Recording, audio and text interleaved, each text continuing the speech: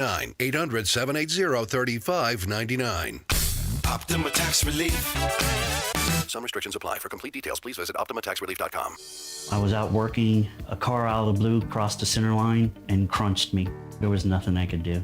Everybody thinks that they can do their own attorney, but you can't. There's too many legal hoops. There's too many options. Insurance companies love taking advantage of people who try to handle their cases alone. Seriously injured? Call Konowski-Bresny. We get your worth. I'm very happy with the result. I don't think any other attorney could have done a better job. Call Konowski-Bresny at 888, the letter U, count and the number 2, or see me on the web at bresnylaw.com. You're tuned in to Money Matters Boston, 1120 AM WBNW. This is the Money Matters Radio Network, WBNW 1120 AM and W275CM FM, Concord, Boston. The Money Matters Radio Network. Our Senators Edward Markey and Elizabeth Warren and Representative Jake Auchincloss are standing up for radio listeners like us by supporting legislation to keep AM radio in cars. They know the value of local radio in times of emergency.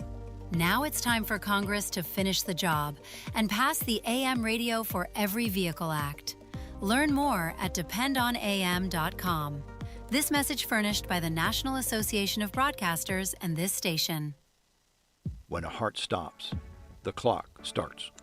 You are the first responder until help arrives.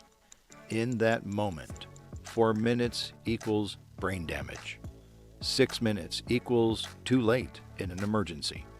The first responder is you. We need you. Will you be ready? Learn CPR. Visit heart.org/nation. That's heart.org/nation. Let's talk LDL. AKA bad cholesterol. The higher your LDL cholesterol, the higher your risk of a heart attack or stroke.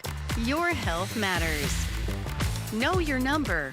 Talk to your doctor and get your cholesterol checked. And learn how to help lower your LDL bad cholesterol. Because your health is in your hands. Find out more at heart.org/LDL. As a busy mom, my to-do list is full. While we can't add more hours to the day, we do have a great resource to help. Go Red for Women has information to help you and your family live a healthier life. Visit goredforwomen.org/momlife today.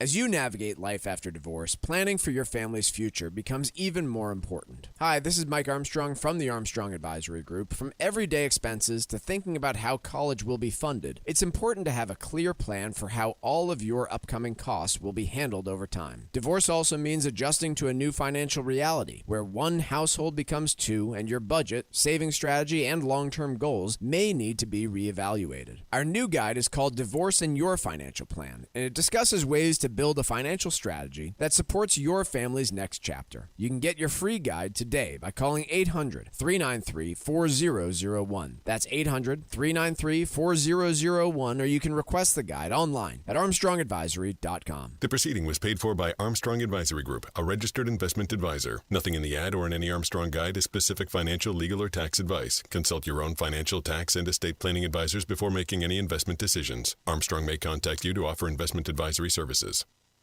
This is Tucker Silva of the Financial Exchange Show, and I'm joined today by estate planning attorney Todd Lutzke from the law firm of Cushing & Dolan with your Financial Exchange quick tip of the day. And today, we're talking about the use of life estates and your primary residence.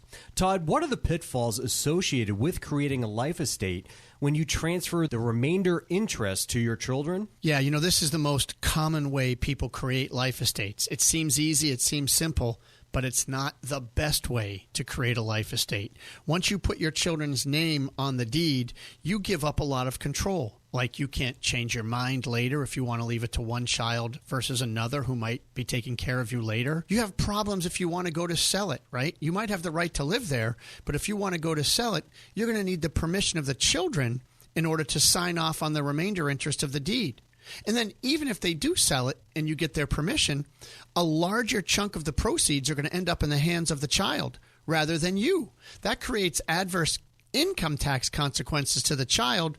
Plus, you who sold the house might need the money to buy another house or a downsized house or move, all of which create problems. Never mind creditor problems for the children while they're living. Folks, don't do the life estate this way because it seems to create more trouble than it's worth. Learn how you can avoid probate, eliminate estate taxes, keep your money in your family, and protect your assets from the nursing home. Request this brand new guide from Cushing & Dolan. It's called Calculating the Consequences of a Life Estate. Call 866-848-5699. That's 866-848-5699. Or you can simply request it from their website, legalexchangeshow.com. The proceeding was paid for, and the views expressed are solely those of Cushing & Dolan. Cushing & Dolan and/or Armstrong Advisory may contact you offering legal or investment services. Cushing and Armstrong do not endorse each other and are not affiliated.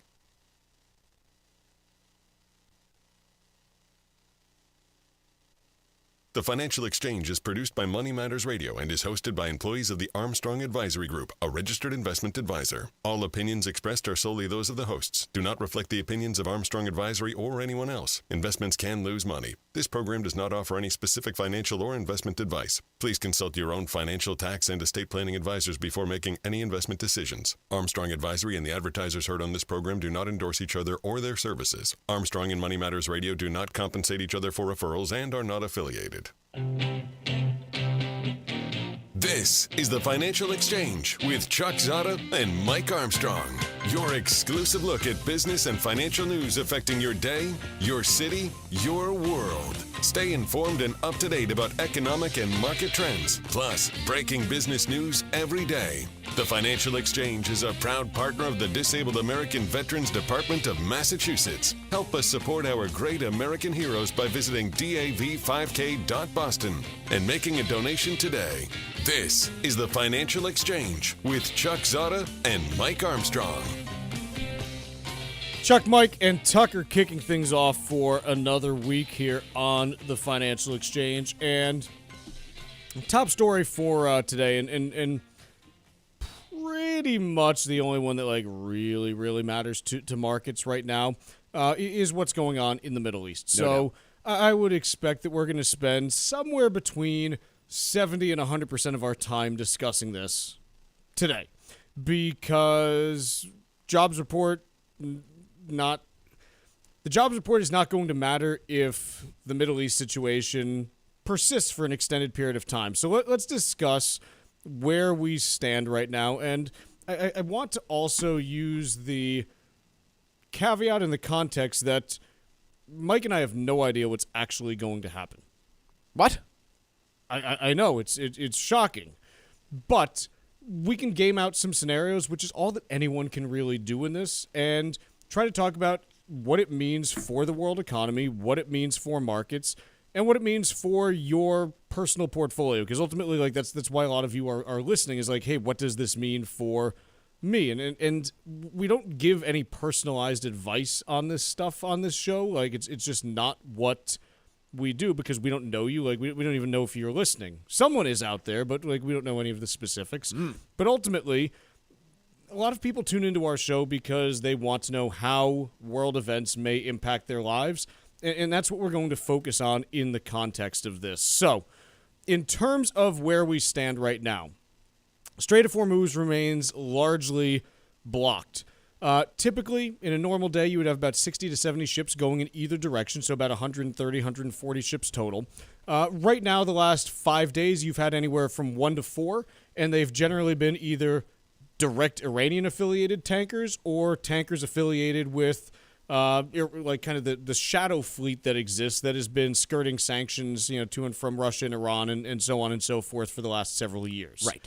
So you can't get a lot of oil out of the Strait of Hormuz on 1 to 4 ships a day when you're used to having 60 to 65 going through. It's just not going to work. I was a little bit curious about this, so I went and found out how the insurance on this stuff works, because when you're a tanker, an oil tanker, or any sort of goods shipment company, you have insurance against your cargo, and most of that insurance includes insurance against acts of war. And as we covered, all those insurance policies got canceled last week, and I was kind of curious, okay, but how does that work if you are one of these companies?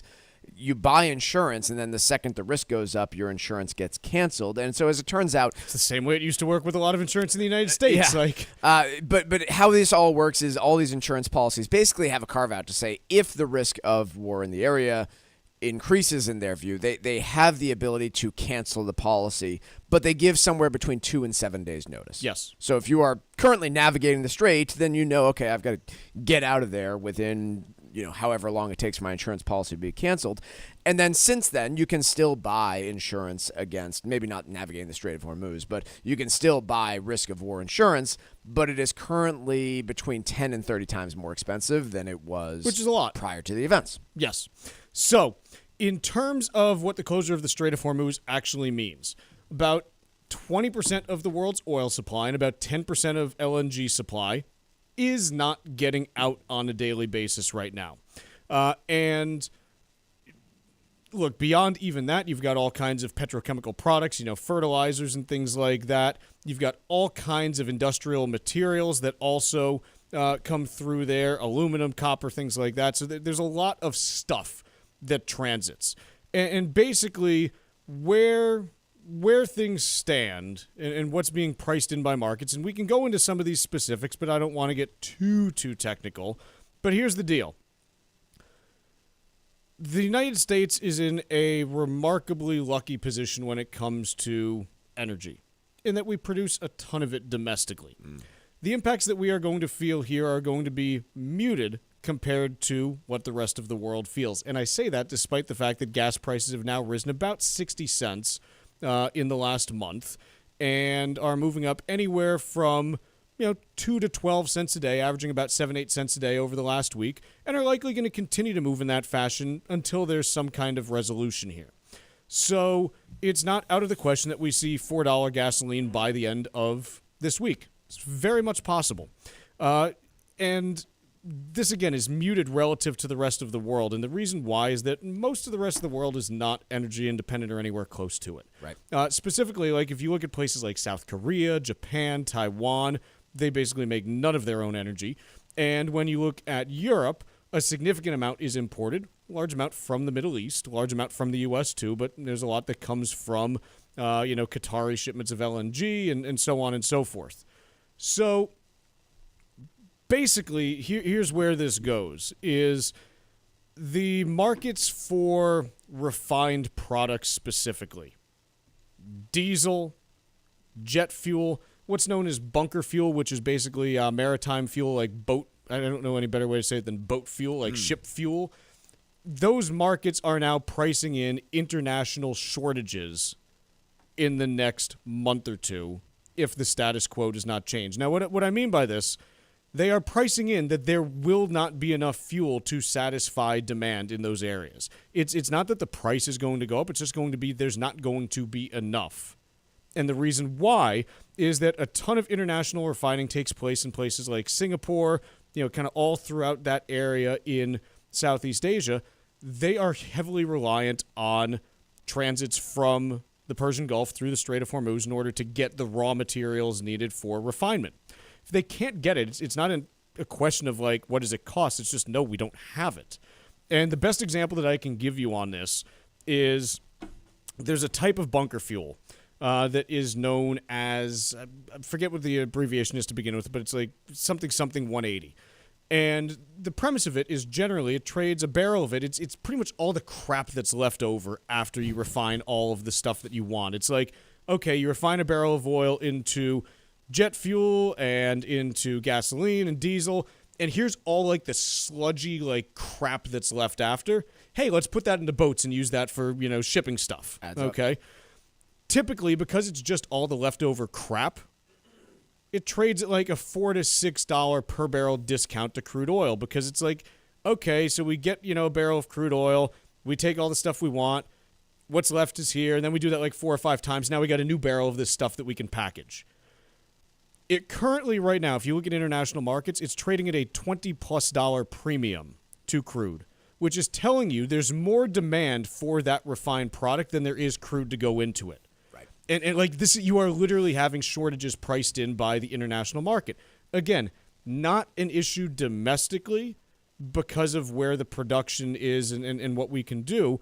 But this has the potential, if we're still seeing Hormuz, snagged up like this, I would say anywhere from like 6 to 8 weeks from now, you've got very, very high probability that you have some kind of global recession, because you're just not going to have the jet fuel, maritime fuel, and diesel fuel that you need internationally to be able to ship stuff where you need to ship it. And this creates this backlog. You've probably heard that the Saudis have slowed production, Iraq halted production of oil, and part of that is out of concern of being struck. If you are currently operating your pumps and Iran strikes those pumps, it's a much bigger problem than if they are inactive.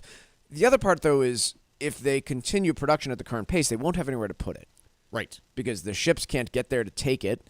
And so even the event where it restarts, the event dies down in Iran and production can restart, it is not instantaneous. And it does take a little while. Now, oil prices probably snap back very quickly, but to your point about shortages if they come to pass, these things take a while to start back up.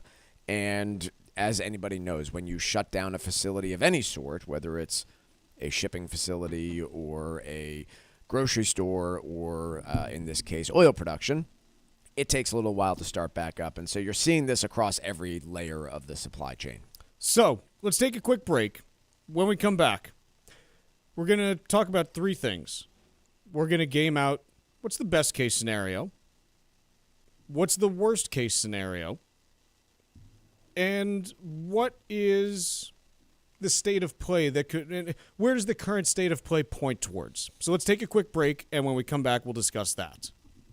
From markets to money to business and financial news, watch The Financial Exchange every day on YouTube. Hit that subscribe button and keep up to date on the market news you need to know. This is The Financial Exchange. New Englanders love the Caribbean, and now there's a Caribbean travel channel available for you to learn all about Caribbean culture while you're planning your next trip to your favorite island. The TravelShareIt.com marketplace is loaded with information about the arts, festivals, food, and music throughout the Caribbean, and is an interactive website featuring daily travel deals to any island of your choice. Book your next Caribbean vacation on the most comprehensive travel channel for the islands, TravelShareIt.com. That's TravelShareIt.com. This is Michael Valila, Adjutant of the Disabled American Veterans Department of Massachusetts. We focus on the people returning from service, not their specific illness or injury. Our number one goal is to make sure our veterans have the necessary services they need, be it physical, emotional, or financial, so that their transition can be seamless. You can help our great American heroes as well by making a donation today by visiting dav5k.boston. That's dav5k.boston. As you navigate life after divorce, planning for your family's future becomes even more important. Hi, this is Mike Armstrong from the Armstrong Advisory Group. From everyday expenses to thinking about how college will be funded, it's important to have a clear plan for how all of your upcoming costs will be handled over time. Divorce also means adjusting to a new financial reality, where one household becomes two and your budget, saving strategy, and long-term goals may need to be reevaluated. Our new guide is called Divorce and Your Financial Plan, and it discusses ways to build a financial strategy that supports your family's next chapter. You can get your free guide today by calling 800-393-4001. That's 800-393-4001, or you can request the guide online at armstrongadvisory.com. The proceeding was paid for by Armstrong Advisory Group, a registered investment advisor. Nothing in the ad or in any Armstrong guide is specific financial, legal, or tax advice. Consult your own financial, tax, and estate planning advisors before making any investment decisions. Armstrong may contact you to offer investment advisory services. Many families consider using a life estate as part of their planning, but without a clear understanding, it can lead to unintended consequences. Cushing & Dolan have a new guide called Calculating the Consequences of Life Estates that explains what to watch for and how to think through your options before making any decisions. Key rules to be aware of include the 5-year Medicaid lookback, where the state reviews financial transactions over the prior 5 years, and certain transfers, like giving away property or assets, can create a period where benefits are delayed. Call Cushing & Dolan at 866-848-5699 to request your free guide today. That's 866-848-5699. Or request the guide online by visiting our website, legalexchangeshow.com. That's LegalExchangeShow.com. The proceeding was paid for and the views expressed are solely those of Cushing & Dolan. Cushing & Dolan and or Armstrong Advisory may contact you offering legal or investment services. Cushing & Dolan and Armstrong Advisory do not endorse each other and are not affiliated. It happens all over Massachusetts. Can you tie my shoes? In every home and every community. Be careful on your bike. Learning can happen anytime, anywhere. We'll see you at practice this weekend. And no matter how learning takes place in your family's life, DESE is there as your partner. The Massachusetts Department of Elementary and Secondary Education. Never stop learning. Find out more at mass.gov/back-to-school. Sponsored by the Massachusetts Department for Elementary and Secondary Education. Here at the Massachusetts Department of Elementary and Secondary Education, we are committed to all students not only attending, but succeeding at school. Your presence is powerful. Share why you attend at doe.mass.edu. Sponsored by the Massachusetts Department of Elementary and Secondary Education.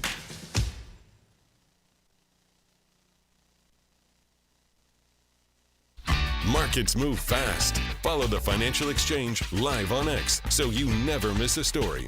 This is the Financial Exchange Radio Network.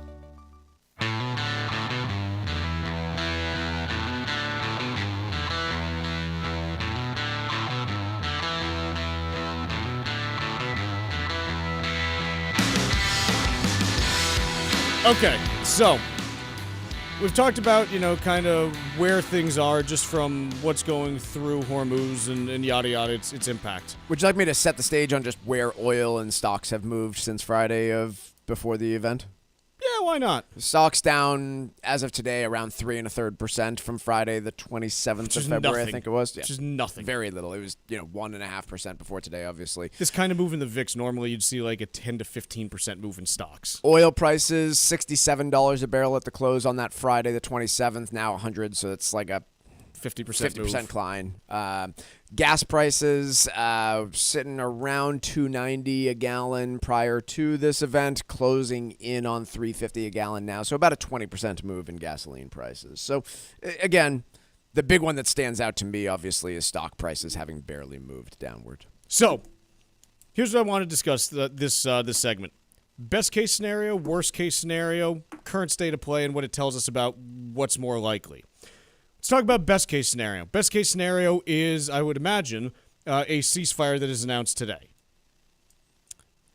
Yeah, I don't know if that's a real best case scenario because I don't think it's possible. So let's talk about a real best case scenario because, I don't think that's possible.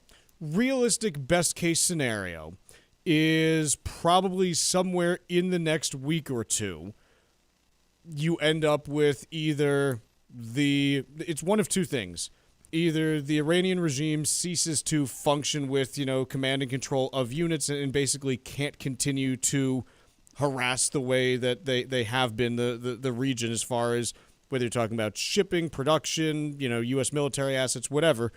That's one possibility. The other is the U.S. says, okay, we've accomplished our goals, we're going home, and Iran says, fine, we're done too. Yeah, and again, what's interesting about this event is how different it is from even a decade ago of strikes where, the usage of drones has really changed how all this works, and what you are striking at and where these things are hiding is a lot different than it was 10 years ago. And quite honestly, just look at the topography of Iran. Yeah. It's a bunch of freaking mountains leading to the sea. You can hide stuff anywhere in there. Yeah. It's really not hospitable to, trying to identify threats that may be very close to tankers and stuff trying to go through Hormuz. Worst case scenario is the U.S. And Israel say, hey, the only way that we can finish this is to make sure that regime, the Iranian regime, is gone, because if we leave them in place, they're going to realize that the only credible deterrent is either wrecking the world economy or building a nuclear bomb as quickly as they can. Yeah. And so they're going to do one of those two things. Which probably involves boots on the ground, if that's the stance. I'm not saying, I don't know enough to be able to say whether it will or will not. But just saying, that's the where kind of the worst case scenario. And Iran saying, fine, we don't have to beat the American and Israeli armies. We just have to make things so economically uncomfortable that no one ever tries to do this again. So now we've got kind of our best and worst case. Current state of play, what does it suggest that we are heading towards? Neither one of those, but more towards the latter than the former, in my opinion. And here's the evidence that I have in hand.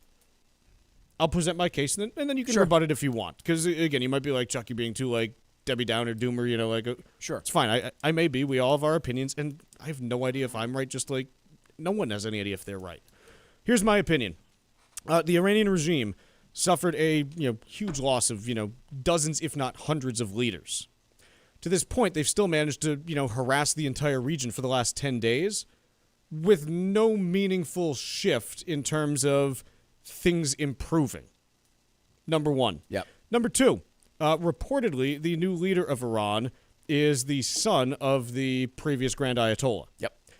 Who, by all accounts, and again, I know nothing about the guy other than what I've read. By all accounts, though, pretty hardline guy to begin with, and he just killed his dad. Mm-hmm. That doesn't really strike me as, someone who's going to just want to be like, hey, let's play nice immediately. But again, I only know what I read, so yada yada. Number three, the United States has also just tasked, I believe it was the George H.W. Bush to the region, meaning they're now sending a third carrier group to the region. That doesn't really suggest that you're expecting hostilities to stop tomorrow. It's a hugely expensive, time-consuming, morale-consuming effort to move a carrier group into an active conflict region. You typically don't do that if you just think things are going to be over in the next week or so. So I don't honestly have a firm opinion one way or the other in which direction we are, but I guess my question would be, if that's your viewpoint, is your viewpoint that the U.S. market is well insulated enough that the downturn in equities is logical, or is your personal view that equity markets are completely misinterpreting the risk of this event? I think all markets are still misinterpreting the risk of this event. And I know those of you who listen a lot know that I'm not, typically like, I'm usually the one who's like, hey, this is dumb, don't get excited about this, like, this headline is stupid. I'm now, like, kind of in a position where I'm like, it feels to me like oil at 100 is not pricing in the potential for further escalation or a continuation. It's still looking at, okay, this could be over in a matter of weeks. And hopefully it is. Like, I'm not hoping for something longer, but, like, you just game out the incentives on each side. And, the incentives for Iran are, hey, you don't need to beat the U.S. military. You just need to make it so uncomfortable for the U.S. and everyone else that they're just like, we got to get out. We can't do this anymore. It's an asymmetric fight. And so it's not about, like, who wins or loses. It's just, like, who can stomach more pain. And I don't know, you don't know the answers to that in a game of chicken. I've said this repeatedly. Sure. So I think that where we are, in my opinion, is that the market is still trying to price in that things are going to get fairly back to normal in the next few weeks. Not entirely, but fairly. Yeah. I think you certainly see that in equity markets. Like, for whatever reason, equity investors are shrugging this off in a very meaningful way in the U.S. And I get why the U.S. market is more insulated to oil shocks like this. But if what we're talking about plays out, like, it's currently mispricing things. The estimates, like, that I've seen in terms of, like, the impact on U.S. GDP and things like that, the current move in energy probably takes, like, 0.5% off GDP and raises inflation by 1/3 to 2/3%. Sure. Which is not nothing. Like, those are still numbers, but it's not, catastrophic. The problem is if, this does persist for an extended period of time. And remember, the Houthis were able to basically shut down Red Sea transits for a couple of years with way less sophisticated tools than, the Iranian military has. I'm kind of looking at this and being like, okay, like, I'm not saying this will last a couple of years, but hey, if this even lasts, 4 or 5 months instead of the 1 or 2 priced in by the market, right? It's a big difference. And it's a possible path. I'm not saying we go there. I'm just saying this is possible and things to be aware of. Let's take a quick break here. When we come back, we've got Wall Street Watch.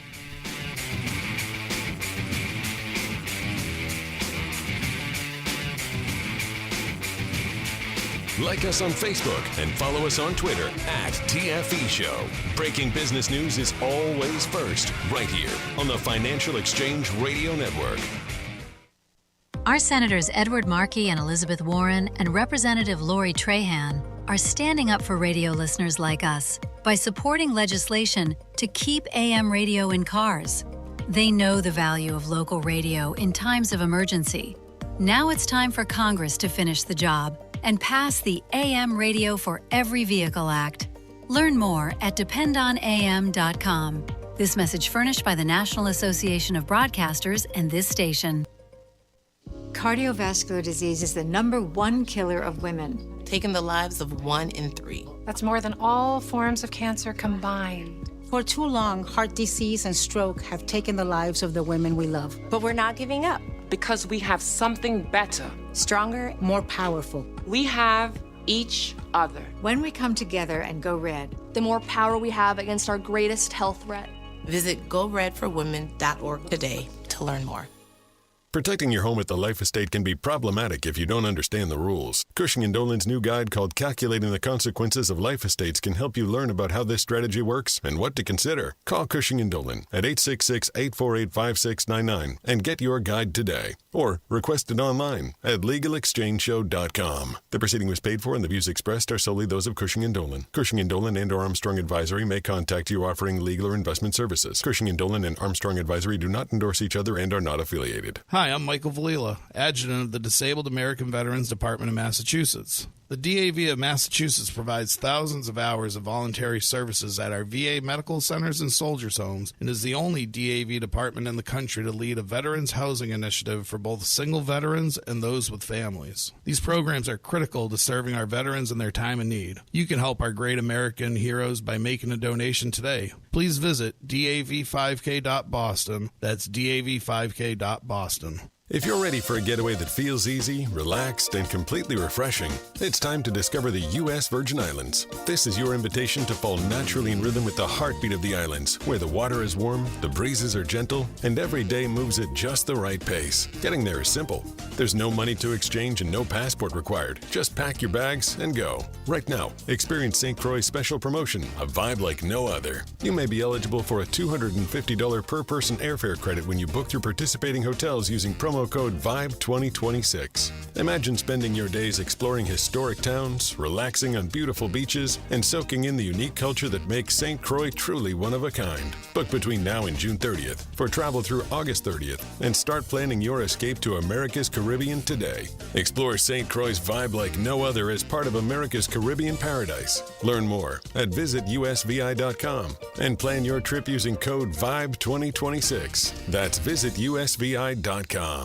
This is Mike Armstrong and Paul Lane from the Armstrong Advisory Group out with our brand new guide for the month of March about divorce and your financial plan. And certainly while it's not the path that anybody hopes to go down with their marriage, many marriages do result in this, and it results in a full reformatting of their financial scenario. Now, Paul, understanding these different assets that ultimately need to get divided in the event of a divorce gets pretty complicated. So let's start with the basics when you're thinking about retirement assets versus the home versus, say, a checking account. How does one need to be thinking about these different buckets of money when they're talking about the equitable division of assets in a divorce? Yeah, Mike, first you have to divide out those different assets into those buckets you were alluding to before: pre-tax retirement savings, real estate, as well as after-tax investment accounts. And what you have to understand is with the pre-tax retirement savings accounts, there are taxes and potentially penalties associated with those. So those assets are not equal to perhaps some money in a bank account, for example, that is much easier to access and withdraw. Same thing with real estate. Equity might be significant in a property, but there are a lot of carrying costs and expenses associated with that ownership. Yeah, these things are complicated, and unfortunately, what it can lead to if you're not prepared for it is a division of assets that doesn't work out in your favor once you consider the after-tax implications of that division. If you have questions that you're facing as you head towards this life move, get your copy of our new guide, Divorce and Your Financial Plan. It's available by calling us at 800 800-393-4001. Again, it's the free guide, Divorcing Your Financial Plan, 800-393-4001. The proceeding was paid for by Armstrong Advisory Group, a registered investment advisor. Nothing in the ad or in any Armstrong guide is specific financial, legal, or tax advice. Consult your own financial, tax, and estate planning advisors before making any investment decisions. Armstrong may contact you to offer investment advisory services.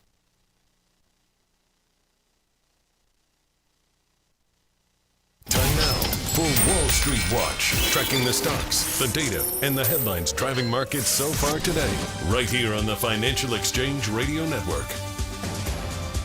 Oil has surpassed $100 as the war in the Middle East extends to its 10th day, sending markets into sell-off mode to kick off the week. Right now, the Dow down 1.5% or 707 points lower. S&P 500 down 1.2% or 79 points lower. NASDAQ down 0.9% or 204 points lower. Russell 2000 selling off 2.3%. 10-year Treasury yield up 2 basis points at 4.156%. And oil up nearly 11% higher today, trading right at $100 a barrel. Several oil stocks, including APA, Devon Energy, ConocoPhillips, and others, are seeing gains due to the recent surge in oil.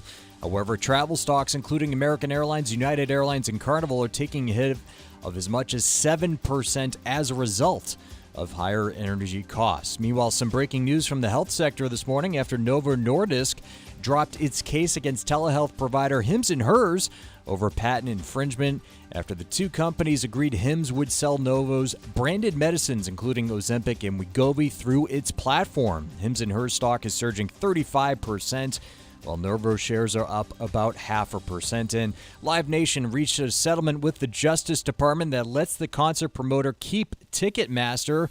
However, the agreement still needs approval from a judge. Live Nation shares are climbing 6% on that news. I'm Tucker Silva, and that is Wall Street Watch. Mike, we got a piece here in Bloomberg, and it's talking about Americans' relationship with gas prices being complicated. So here's the deal. Just a couple important statistics. Back in 1979, when we saw the Iranian Revolution, Americans spent 5%. That's a good combo word. We can think about how to use 5% of U.S. consumer spending was going to gasoline and other fuels for vehicles back in 1979. Today, it's 1.8%. So it is a far smaller chunk of our overall spending than it was at the time for a number of reasons. Increased fuel efficiency, increased reliance on mass transit in cities and things like that. There's different reasons. So this is why when we look at the data, despite gas prices having risen to this point, the estimated impact on GDP is anywhere from, the ones I've seen are anywhere from like negative 0.2 to 0.5%. So again, not a huge impact on GDP. And it's not only that relative incomes have risen compared to the inflation-adjusted price for gas, it's also that the U.S. economy now benefits to some degree from higher oil prices compared to the 1970s when U.S. oil production was a very small portion of global. Not equally. There are parts of the country where that benefit is more heavily distributed. Think Texas, Western Pennsylvania, Colorado, North Dakota, like all the big shale and drilling sites. But it still matters because it still is more of a net positive. In fact, it is a very much net positive in a number of those areas. So to the article's title, the only part of Americans' relationship with gas prices that I find to be complicated is that back in the day, it was far more impactful, dollar for dollar wise than it is now. From every other aspect, it's pretty simple. Americans don't like higher gas prices. No. Even those that live in areas that benefit from higher gas prices get pissed off when gas prices go up. And I think that's the real message here is, this is purely an opinion, but in my personal opinion, there is no single price point that affects consumers' views about inflation more than gas prices. It's not the most impactful part of the budget, like housing costs, way more important to somebody's budget. Food costs, far more important to groceries are anywhere from like a 10 to 12% of a household's budget generally. Huge. But but you don't see them every single day. And there's not one grocery price. There's one gasoline price, priced differently at every different station you go to. But you have the one it's you drive same. past. And so you see it every single day. And it's very visible and an absolute necessity as well. We talk about elasticity of demand, right? If gas prices go up, you buy the same amount of gas. If gas prices go down, you generally buy the same amount of gas. Most of us don't start carpooling when gas prices go to $4 a gallon. And so it is front and center and probably the most public-facing price point, and also the one that influences consumers' views about inflation and the economy overall, is whether or not gas prices are high in their own context. Now, you do at a certain point get to what's called demand destruction, where prices rise so far that household budgets don't have the ability to absorb that.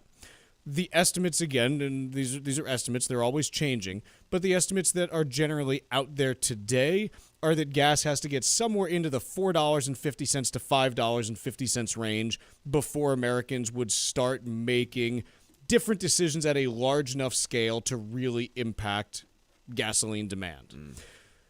The other place that you do have to pay attention to, though, when it comes to gas prices, is the one that is always there on the sign, but you never really watch, and that is diesel.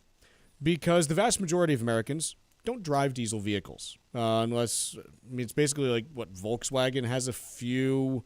Well, they did until Mercedes they were has a few. Do they have a few? Mercedes has some even in the U.S.? Yeah, as far as I know. They still do? I've seen some used diesels out there. I know they had older ones. I don't know if they still do for some reason. But in any case, it's a lot of, German vehicles and things like that. But the fact is that the stuff that gets to and from your grocery store, or to and from Walmart, or to and from Best Buy, it is traveling on trucks that fill up with diesel. And here's the lay of the land there right now. A month ago, we'll talk regular gas first. Gas was $2.90 according to AAA. Today it's $3.47. So it's a 57-cent increase in regular gas in the last month. Diesel was at $3.63. It's now at $4.65. That's $1.02 that the rise has been there, which means the cost of shipping has gone up faster than the cost of you driving. Excuse me. Just got too excited talking about diesel. It happens. So here's the deal. This is going to seep into other parts of the economy. I remember back when I was in college, and the number one thing that I bought in college was beer. Hell yeah. And specifically Keystone Light. We were consumers of only the finest beer that America had to offer. Just like Keystone. And I still remember, heading into my senior year, a case of Keystone Light was $9.99. Again, we're talking like bargain basement. But this was also the summer that West Texas Intermediate touched $147 per barrel. And by the end of the fall, the cost of Keystone Light had gone from $10 a case up to $12 a case. Dear God. Okay. And it's not because it became more expensive for Molson Coors to produce Keystone Light. It was more expensive for them to ship it. And so it seeps into all of these other areas. And this is something that I think we need to watch for, number one. But the other piece that I think is going to have, some inflationary impacts that we really need to watch is on the food side of things. One of the other major things that is produced throughout the Persian Gulf is urea, which is basically like fertilizer precursor and things like that. And when you're talking about the amount of supply, the estimates that I've seen are anywhere from like 20 to 30% of the global urea supply flows through Hormuz. What we tend to see in these cases, price of fertilizer goes up, which means the price of food goes up, and so you have another inflationary impulse coming from there as well.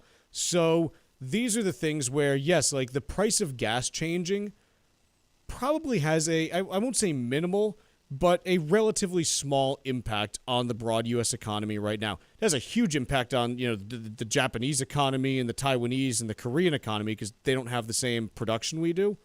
But in the U.S., the price of gas rising, we all really dislike it. It sucks, but it doesn't have a huge impact on the broad economy. When you start adding in all of these follow-on effects where, diesel prices go up, so transportation of anything is going to cost more, food prices going up because of fertilizer costs moving up, this is where there are some larger, impacts that you can have. And so it's apparent to me that even if you get things flowing back through Hormuz quickly, you still have, disruptions to how much has been able to flow, and you're not going to be back to 100%, right away. You're going to have an inflationary impulse through the rest of this year at a minimum. Right. How big is it? I don't think you're getting back to, what we saw in 2022. Like, you're not going to have 9%. But could inflation, depending on how long this lasts, at the end of this year be anywhere from like 4 to 6%? I think there's a path there, unfortunately. 4 would not be world-ending. 6% would be a very big shock to the financial system compared to what's anticipated. It would be. So we're close to 3 now. So Yeah. a jump to 4 would be problematic. A jump to 6 would be... 6 is if things go wrong for a longer period of time. Like, you don't get to 6 if there's, more of a resolution in the next, month or two. Yeah. You get to 6 if there's still real problems by 4th of July. Yeah. So this is kind of, again, where we stand right now, looking at the situation and starting to dig in on some of the different pieces here. Let's take a quick break, and when we come back, what do we want to talk about? Let's talk a little bit about jobs. Okay, yeah, let's talk about the jobs report and the Fed and how the Fed's going to try to balance all of this when we return. Text us at 617-362-1385 with your comments and questions about today's show, and let us know what you think about the stories we are covering. This is the Financial Exchange Radio Network. If you're ready for a getaway that feels easy, relaxed, and completely refreshing, it's time to discover the U.S. Virgin Islands. This is your invitation to fall naturally in rhythm with the heartbeat of the islands, where the water is warm, the breezes are gentle, and every day moves at just the right pace. Getting there is simple. There's no money to exchange and no passport required. Just pack your bags and go. Right now, experience St. Croix's special promotion, a vibe like no other. You may be eligible for a $250 per person airfare credit when you book through participating hotels using promo code VIBE2026. Imagine spending your days exploring historic towns, relaxing on beautiful beaches, and soaking in the unique culture that makes St. Croix truly one of a kind. Book between now and June 30th for travel through August 30th and start planning your escape to America's Caribbean today. Explore St. Croix's vibe like no other as part of America's Caribbean paradise. Learn more at visitusvi.com and plan your trip using code VIBE2026. That's visitusvi.com. Many families consider using a life estate as part of their planning, but without a clear understanding, it can lead to unintended consequences. Cushing & Dolan have a new guide called Calculating the Consequences of Life Estates that explains what to watch for and how to think through your options before making any decisions. Key rules to be aware of include the 5-year Medicaid lookback, where the state reviews financial transactions over the prior 5 years, and certain transfers, like giving away property or assets, can create a period where benefits are delayed. Call Cushing & Dolan at 866-848-5699 to request your free guide today. That's 866-848-5699. Or request the guide online by visiting our website, legalexchangeshow.com. That's legalexchangeshow.com.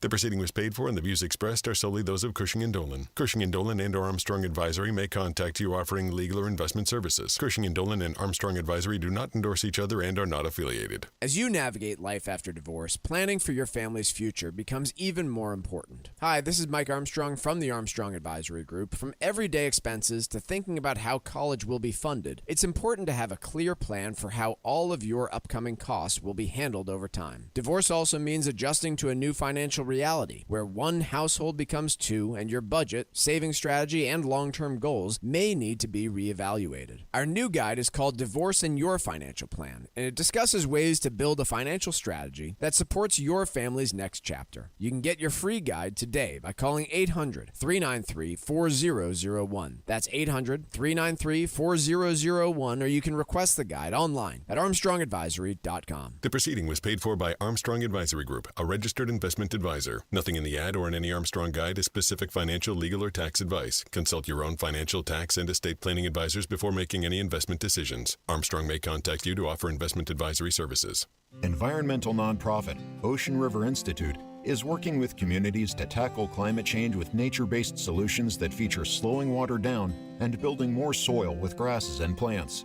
Research indicates that people acting in their own neighborhoods can build an inch of soil in a year and slow sea level rise down by as much as 25%. Please visit oceanriver.org for more information on opportunities to make a difference and go the distance for savvy stewardship of a greener and bluer planet Earth. As a busy mom to 4 kids, my to-do list is full. Trying to fit in exercise, eating right, and prioritizing self-care can feel next to impossible. While we can't add more hours to the day, we do have a great resource to help. Go Red for Women has easy tips, tools, and information to help you and your family live a healthier life. So to all the moms, the aunts, grandmothers, and amazing women out there doing it all, visit goredforwomen.org/momlife today. You take care of them, Go Red for Women will take care of you.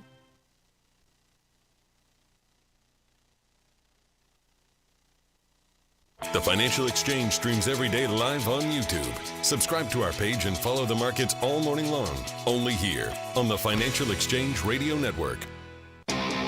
This segment of the Financial Exchange is brought to you by the U.S. Virgin Islands Department of Tourism. Experience America's Caribbean and fall naturally in rhythm with the heartbeat of the islands while enjoying incredible beaches, world-class cuisine, and unforgettable sunsets. Act now and take advantage of a special promotion to St. Croix. Call the vibe like no other. You may be eligible for a $250 per person airfare credit when you book through participating hotels using code VIBE2026. For more information and to book your trip, go to visit usvi.com and use code VIBE2026. That's visit usvi.com, code VIBE2026.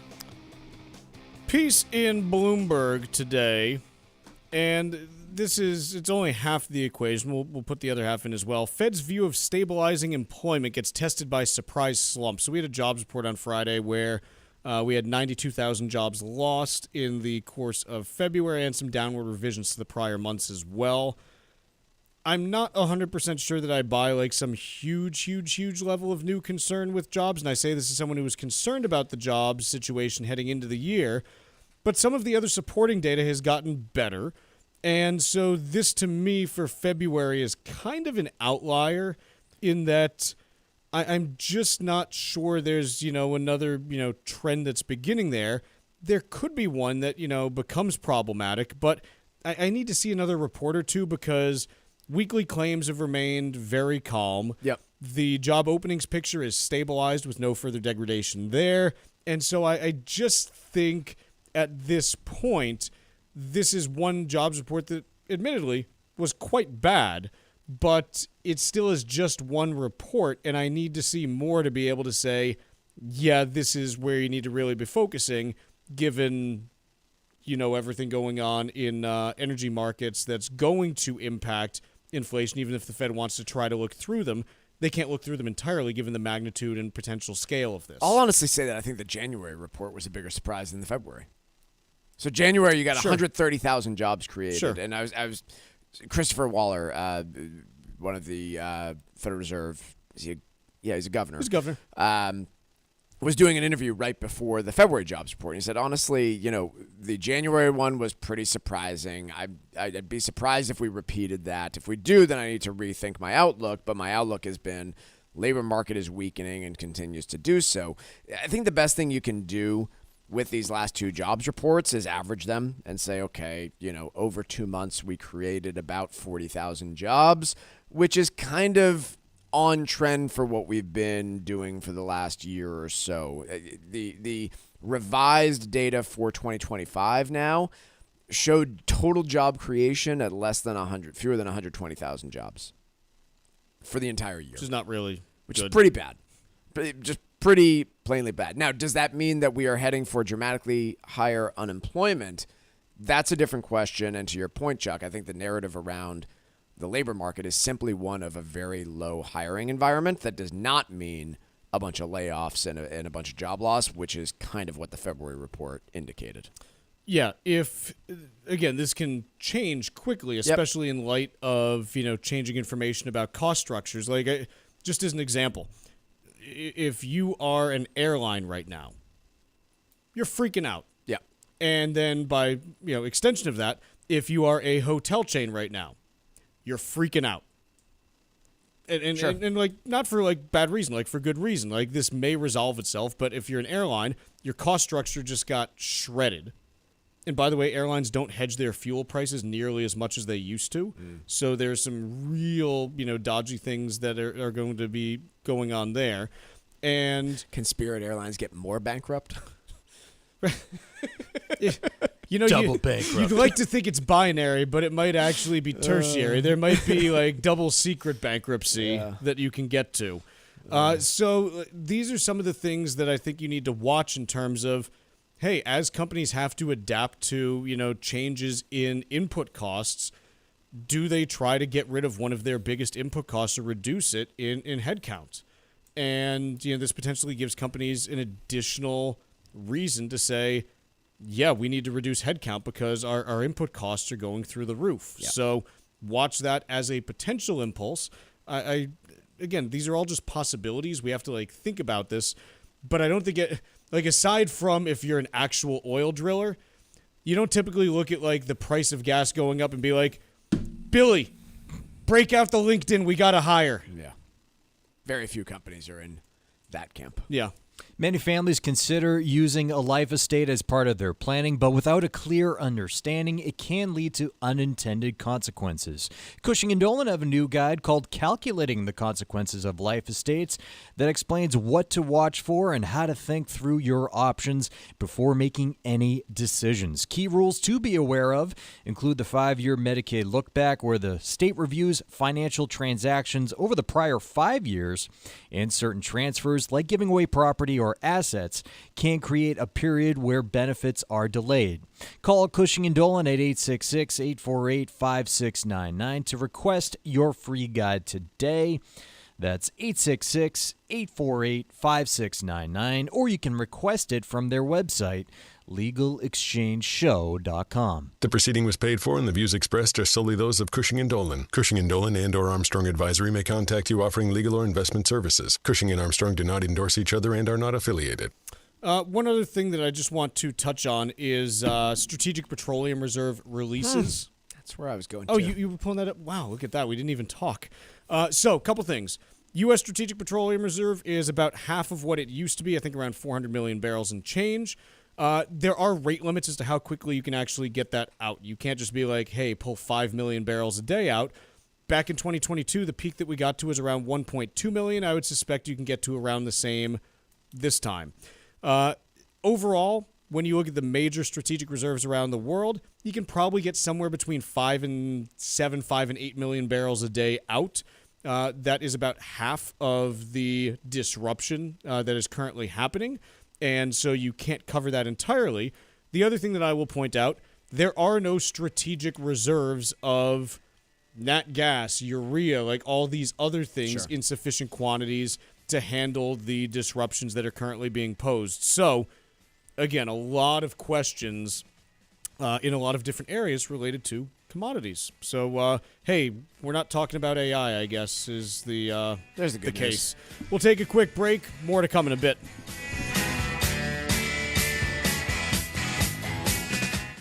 If you're ready for a getaway that feels easy, relaxed, and completely refreshing, it's time to discover the U.S. Virgin Islands. This is your invitation to fall naturally in rhythm with the heartbeat of the islands, where the water is warm, the breezes are gentle, and every day moves at just the right pace. Getting there is simple. There's no money to exchange and no passport required. Just pack your bags and go. Right now, experience St. Croix's special promotion, a vibe like no other. You may be eligible for a $250 per person airfare credit when you book through participating hotels using promo code VIBE2026. Imagine spending your days exploring historic towns, relaxing on beautiful beaches, and soaking in the unique culture that makes St. Croix truly one of a kind. Book between now and June 30th for travel through August 30th and start planning your escape to America's Caribbean today.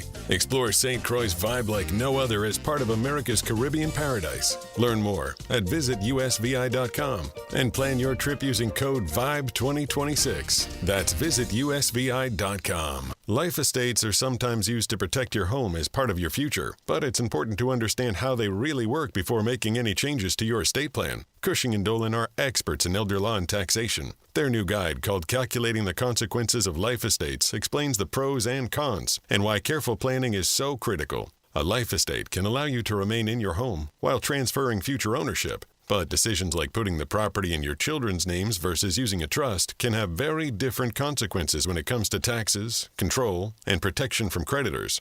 Before you sign any deed or transfer property, be sure you understand your options. Call Cushing & Dolan at 866-848-5699 and ask for your free guide today. That's 866-848-5699. Or you can request the guide online by visiting LegalExchangeShow.com. The proceeding was paid for and the views expressed are solely those of Cushing & Dolan. Cushing & Dolan and or Armstrong Advisory may contact you offering legal or investment services. Cushing & Dolan and Armstrong Advisory do not endorse each other and are not affiliated.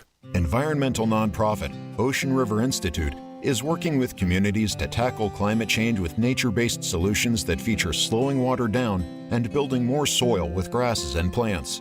Research indicates that people acting in their own neighborhoods can build an inch of soil in a year and slow sea level rise down by as much as 25%. Please visit oceanriver.org for more information on opportunities to make a difference and go the distance for savvy stewardship of a greener and bluer planet Earth.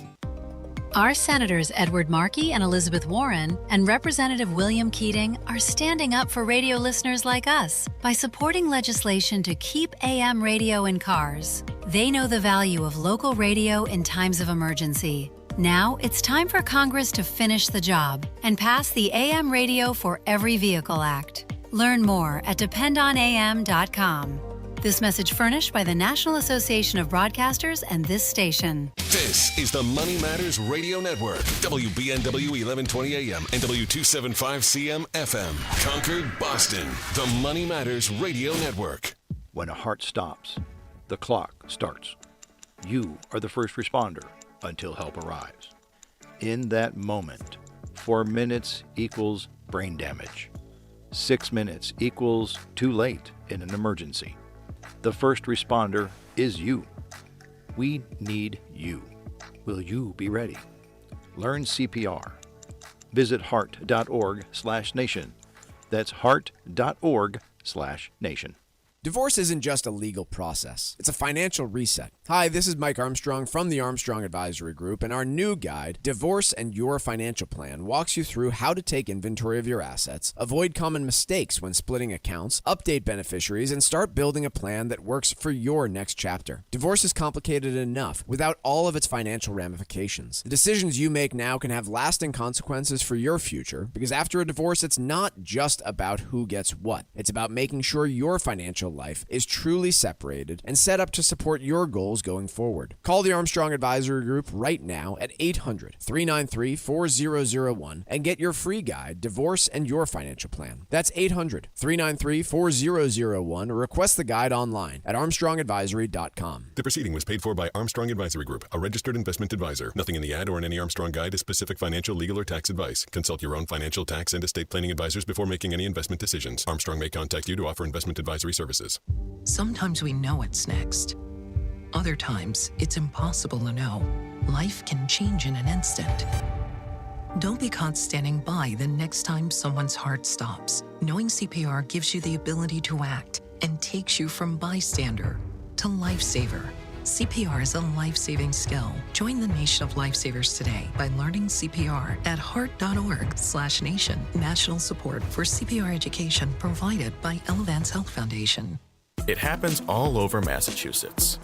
Can you tie my shoes? In every home and every community. Be careful on your bike. Learning can happen anytime, anywhere. We'll see you at practice this weekend. And no matter how learning takes place in your family's life, DESE is there as your partner. The Massachusetts Department of Elementary and Secondary Education. Never stop learning. Find out more at mass.gov/back-to-school. Sponsored by the Massachusetts Department for Elementary and Secondary Education. This is Michael Valila, Adjutant of the Disabled American Veterans Department of Massachusetts. We focus on the people returning from service, not their specific illness or injury. Our number one goal is to make sure our veterans have the necessary services they need, be it physical, emotional, or financial, so that their transition can be seamless. You can help our great American heroes as well by making a donation today by visiting dav5k.boston. That's dav5k.boston. This is Tucker Silva of the Financial Exchange Show, and I'm joined today by estate planning attorney Todd Lutzke from the law firm of Cushing & Dolan with your Financial Exchange Quick Tip of the Day. And today, We're talking about the use of life estates and your primary residence. Todd, does the 5-year waiting period for Medicaid eligibility apply to the creation of a life estate? Well, the short answer is yes, it does. But let me explain why it does. So, first of all, when you create a life estate, again, the general way people do it is they tend to put the remainder interest of the property in the hands of children. I don't like it that way, but that's how they do it, when you could have the remainder interest with a trust. But the moment you put the child's name on the deed and you reserve the right to live there is a completed gift for gift tax purposes. No one thinks of that, but now you technically need to file a gift tax return. And it's that creation of the gift, it's that transfer of that remainder interest in the property to the child for less than fair market value that triggers the disqualification period for Medicaid. So that's why you have to wait 5 years after you create this life estate arrangement in order for the house to be protected from the nursing home. It's very hard to avoid the 5-year waiting period, folks. There's really not too many ways around it. Learn how you can avoid probate, eliminate estate taxes, keep your money in your family, and protect your assets from the nursing home. Request this brand new guide from Cushing & Dolan. It's called Calculating the Consequences of a Life Estate. You can get it by calling 866-848-5699. That's 866-848-5699, or you can simply request it from their website, legalexchangeshow.com. The proceeding was paid for and the views expressed are solely those of Cushing & Dolan. Cushing & Dolan and or Armstrong Advisory may contact you offering legal or investment services. Cushing & Armstrong do not endorse each other and are not affiliated. The Financial Exchange is produced by Money Matters Radio and is hosted by employees of the Armstrong Advisory Group, a registered investment advisor. All opinions expressed are solely those of the hosts, do not reflect the opinions of Armstrong Advisory or anyone else. Investments can lose money. This program does not offer any specific financial or investment advice. Please consult your own financial, tax, and estate planning advisors before making any investment decisions. Armstrong Advisory and the advertisers heard on this program do not endorse each other or their services. Armstrong and Money Matters Radio do not compensate each other for referrals and are not affiliated. This is the Financial Exchange with Chuck Zodda and Mike Armstrong. Your exclusive look at business and financial news affecting your day, your city, your world. Stay informed and up to date about economic and market trends, plus breaking business news every day. The Financial Exchange is a proud partner of the Disabled American Veterans Department of Massachusetts. Help us support our great American heroes by visiting dav5k.boston and making a donation today. This is the Financial Exchange with Chuck Zodda and Mike Armstrong. Chuck, Mike, and Tucker with you here, kicking off another week. And as we start the week here, stocks are down but off their lows pretty meaningfully, especially if you look at the overnight lows. The S&P 500 down about 42 points right now. At one point, overnight, it was down about 120, 130. So better, much. Actually, I think I saw 140 points at one point. Much better to be down 2/3 of a percent than 2%. We'll take that all day. Well, not all day, every day, because that still would be a really bad year. Eventually be a bad year. But yeah, I think people oftentimes get the headlines in the Dow more than the S&P. Dow last night at the start of futures trading or start of overnight trading was off more than 1,000 points. It's currently off less than 450. And the NASDAQ Composite down only 0.33%, 70 points. This as, again, tell me if you've seen this playbook before. This as you start to see NVIDIA, Broadcom, and Google and Apple rallying as the market tries to, find something to kind of support themselves. And look, that's a pretty good place to find support, at least over the last few years. We'll see if it does anything here, but at least to this point, helping to claw back some losses on the day. Price of a barrel of oil going for just about $100. That's, again, off from the overnight highs of about $116 per barrel. So seeing some, again, just calm taking over some parts of the market. I don't know that you can say calm when oil's up 10% overnight. Yeah. A 10% move in oil is not calm. Calm's not the right word. I think in equity markets, quite honestly, equity markets have been entirely orderly. Yeah. There is no panic there. There's definitely a sell-off that's happening. We're down, 3-4%, but there's no panic. It's been a very orderly distribution to this point. Oil markets, 50% jump in a week is not common. Oil markets are insane. Like you see a 50% jump in oil for a year, and that's like, oh, like there's a big move. 50% in a week, yeah, like there's some stuff going on. 10-year Treasury not moving a ton today, was up about 6 basis points earlier. Now just up 1.4 basis points, so not a ton of movement on that side of things. And so overall, I think that what the market is telling you is the same thing for the last week or so now. Basically since this conflict kicked off. The market is saying, hey, we're expecting some small disruptions to stocks and their earnings because of this. We're expecting inflation to move a little bit higher, and we can talk about how we can measure that actually based on, what we're seeing in markets. And oil prices are going to go up a ton, but then not necessarily stay there very long, is what's being priced in. So the market is pricing in a relatively quick resolution to this, and by relatively quick, 4 to 8 weeks. The market is saying things are going to be not entirely back to normal, but the market is saying we expect a by and large resumption of normal activity somewhere by Cinco de Mayo. In that ballpark. Yeah. Is that actually going to happen? I don't know. I sure hope that things improve from here, but I don't know. Let's talk a little bit about, kind of the broader implications of what we've been seeing across different asset classes in markets. Because there's a piece in Bloomberg, stagflation trades sweep markets as Trump signals widening war. So basically what this is talking about is, remember, stagflation is one of these nice words that we've combined, the stag of stagnate and flation of inflation. And basically what we end up with is, okay, so you're talking about an economy that grows very slowly, if at all, with high inflation. Real case to be made, at least for a meaningful chunk of 2022, stagflationary environment. Did people like that? Let me think. No, not that I recall. Tucker, can you confirm? Confirmed. Okay. So, people don't like stagflation because the job growth slows down and the cost of living goes up, which is a really bad combination. It's uncomfortable for everyone. You have no pricing power to raise your wages, and the price of things are going up. So it's something that pretty much every government wants to avoid because it's the kind of things that get governments voted out of power in places that are functioning democracies, and where you have, the leader overthrown in places that are not functioning democracies. Mm-hmm. Stagflation is not good for business if you're in government.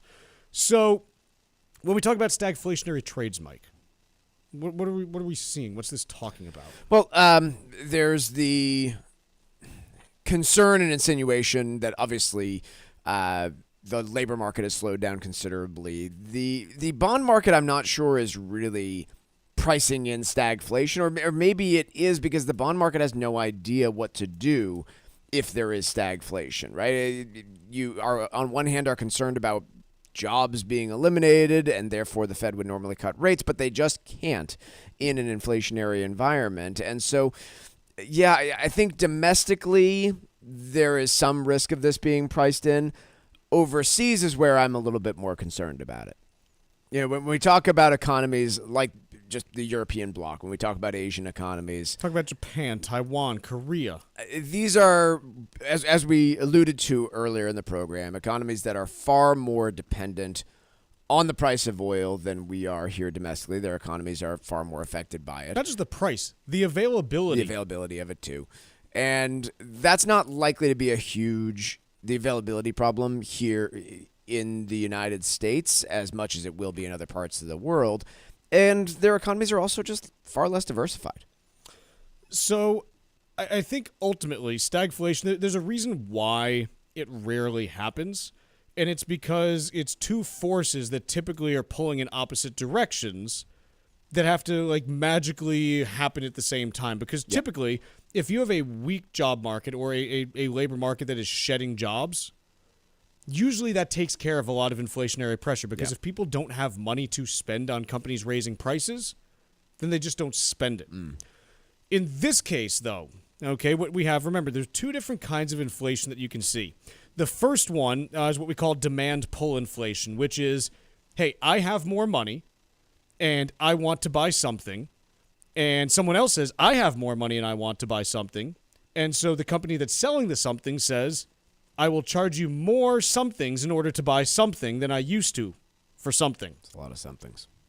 That's demand pull inflation. People have more money and it pulls prices up. We saw that was a part of what we saw in 2022.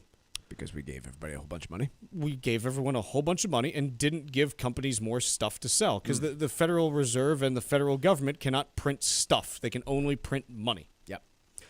But the other part that we saw was there were some supply shocks in 21 and 22. Remember, you had the whole, hey, the world's kind of shutting down for a while. And then you had, Russia invading Ukraine.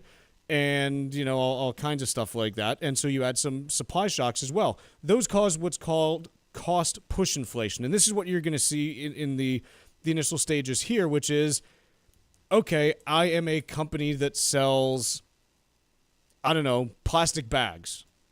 And you didn't come to me saying you want to pay more for plastic bags, because plastic bag demand doesn't really change a ton. Like Ziploc demand is pretty fixed, I would imagine. Yep. But what is happening is, hey, one of the big inputs into Ziploc bags is oil. And my suppliers are saying, hey, we've got to raise your price by 50%. Now, I don't have 50% margins.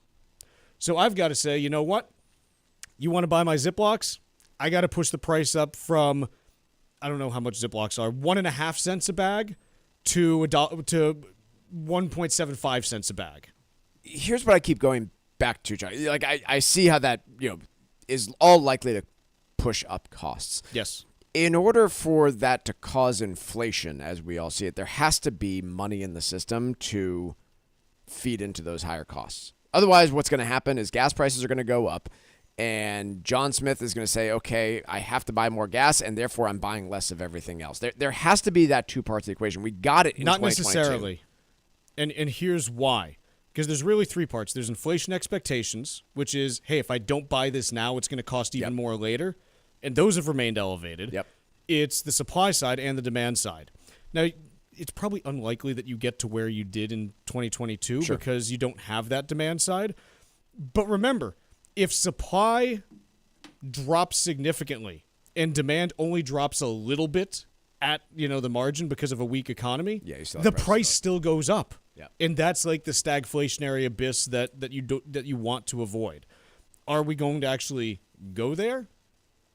I don't know. Again, let's see how things play out. I am very convinced at this point that even if you get a quick resolution here, you are still going to have elevated inflation for the next 18 months at a minimum. I don't think you can avoid that based on just where we are right now. Does elevated mean like 7 or 8%? No, but you probably, for the next 18 months, 3.5 to 4.5 at least. And I'm very convinced that you get something there. Do you have the stag part of, the stagflation? I don't know. We'll have to see how things develop, because there are some cross currents that we're already starting to potentially reaccelerate the U.S. economy into this year, and they might still end up doing so. So we'll have to watch. Quick break here. When we come back, we've got trivia next. Market insight, retirement strategies, real talk about Wall Street and economic trends. All live every day on our YouTube channel. Go to youtube.com/The Financial Exchange Show. This is The Financial Exchange. As you navigate life after divorce, planning for your family's future becomes even more important. Hi, this is Mike Armstrong from the Armstrong Advisory Group. From everyday expenses to thinking about how college will be funded, it's important to have a clear plan for how all of your upcoming costs will be handled over time. Divorce also means adjusting to a new financial reality, where one household becomes two and your budget, saving strategy, and long-term goals may need to be reevaluated. Our new guide is called Divorce and Your Financial Plan, and it discusses ways to build a financial strategy that supports your family's next chapter. You can get your free guide today by calling 800-393-4001. That's 800-393-4001, or you can request the guide online at armstrongadvisory.com. The proceeding was paid for by Armstrong Advisory Group, a registered investment advisor. Nothing in the ad or in any Armstrong guide is specific financial, legal, or tax advice. Consult your own financial, tax, and estate planning advisors before making any investment decisions. Armstrong may contact you to offer investment advisory services.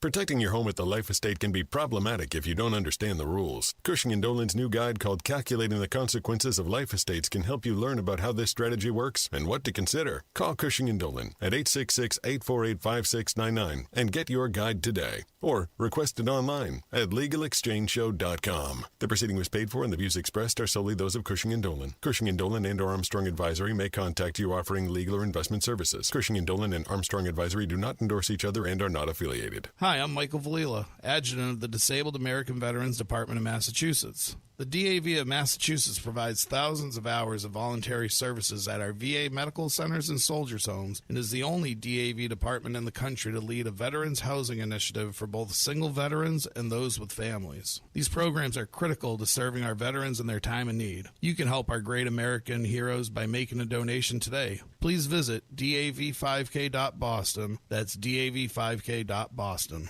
If you're ready for a getaway that feels easy, relaxed, and completely refreshing, it's time to discover the U.S. Virgin Islands. This is your invitation to fall naturally in rhythm with the heartbeat of the islands, where the water is warm, the breezes are gentle, and every day moves at just the right pace. Getting there is simple. There's no money to exchange and no passport required. Just pack your bags and go. Right now, experience St. Croix's special promotion, a vibe like no other. You may be eligible for a $250 per person airfare credit when you book through participating hotels using promo code VIBE2026. Imagine spending your days exploring historic towns, relaxing on beautiful beaches, and soaking in the unique culture that makes St. Croix truly one of a kind. Book between now and June 30th for travel through August 30th and start planning your escape to America's Caribbean today. Explore St. Croix's vibe like no other as part of America's Caribbean paradise. Learn more at visitusvi.com and plan your trip using code VIBE2026. That's visitusvi.com. Here at the Massachusetts Department of Elementary and Secondary Education, we are committed to all students not only attending, but succeeding at school. Your presence is powerful. Share why you attend at doe.mass.edu. Sponsored by the Massachusetts Department of Elementary and Secondary Education. Our Senators Edward Markey and Elizabeth Warren and Representative Stephen Lynch are standing up for radio listeners like us by supporting legislation to keep AM radio in cars. They know the value of local radio in times of emergency. Now it's time for Congress to finish the job and pass the AM Radio for Every Vehicle Act. Learn more at dependonam.com. This message furnished by the National Association of Broadcasters and this station.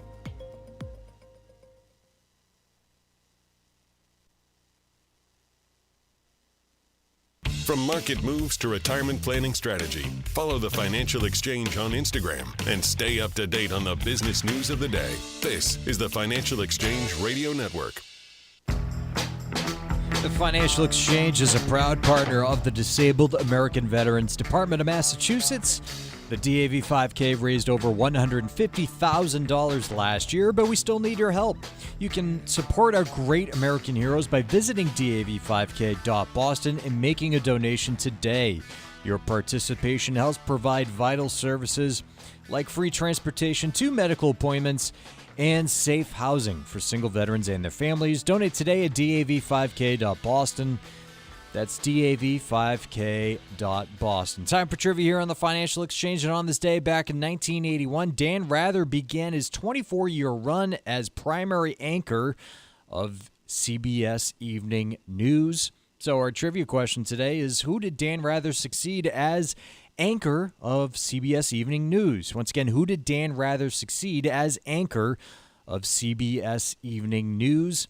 Be the sixth person today to text us at 617-362-1385 with the correct answer, along with the keyword trivia, and you win a Financial Exchange Show t-shirt. Once again, the sixth correct response to text us to the number 617-362-1385 with the correct answer along with the keyword trivia will win that t-shirt. See complete contest rules at financialexchangeshow.com.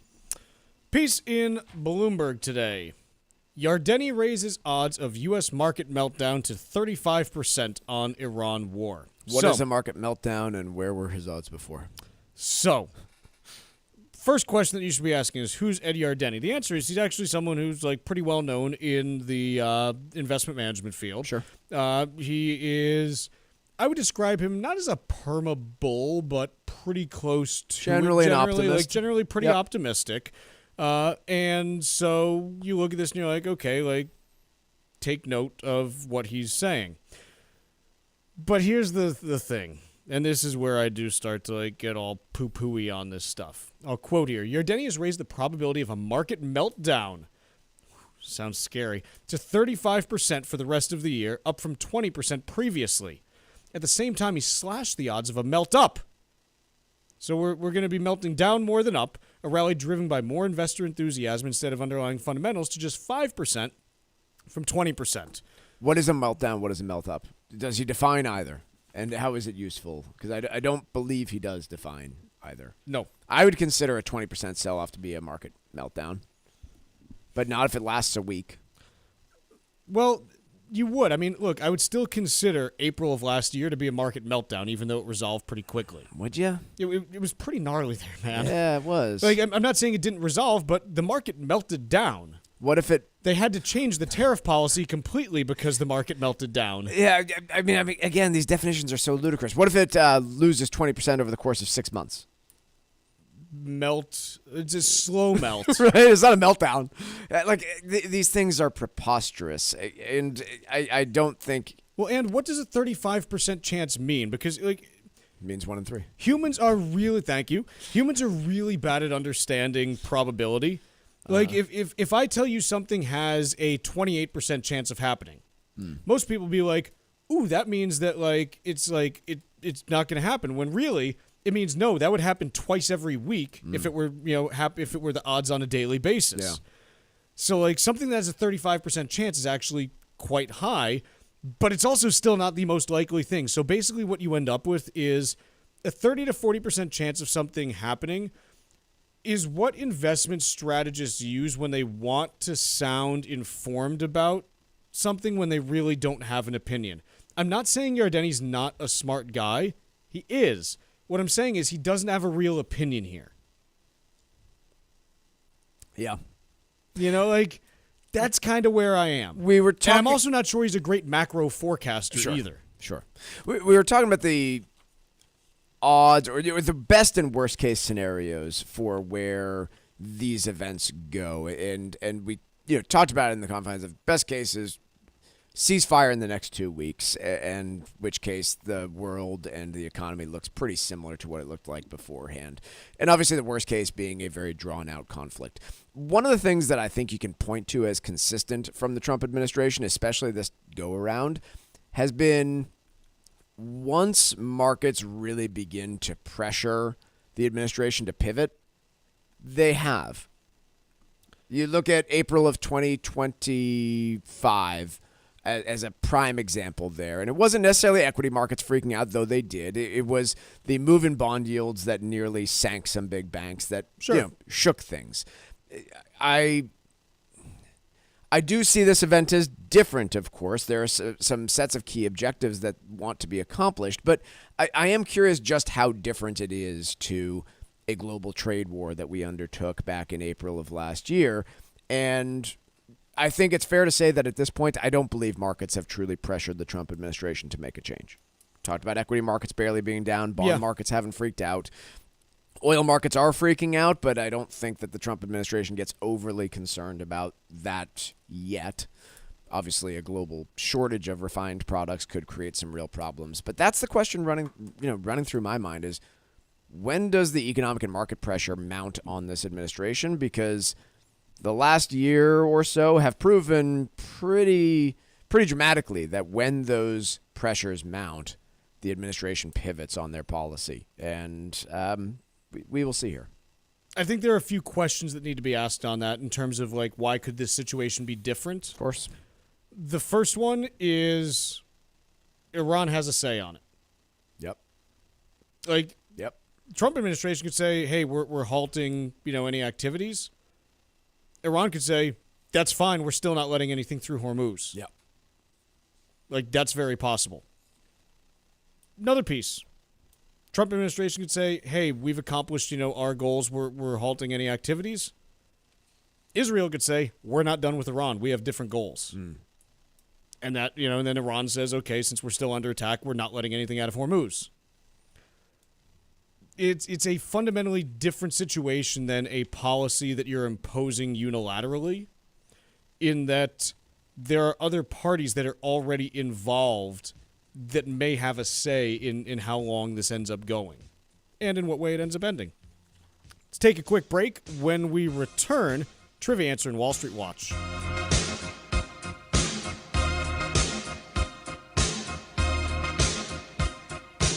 Bringing the latest financial news straight to your radio every day. It's the Financial Exchange on the Financial Exchange Radio Network. Our Senators Edward Markey and Elizabeth Warren and Representative Lori Trahan are standing up for radio listeners like us by supporting legislation to keep AM radio in cars. They know the value of local radio in times of emergency. Now it's time for Congress to finish the job and pass the AM Radio for Every Vehicle Act. Learn more at dependonam.com. This message furnished by the National Association of Broadcasters and this station.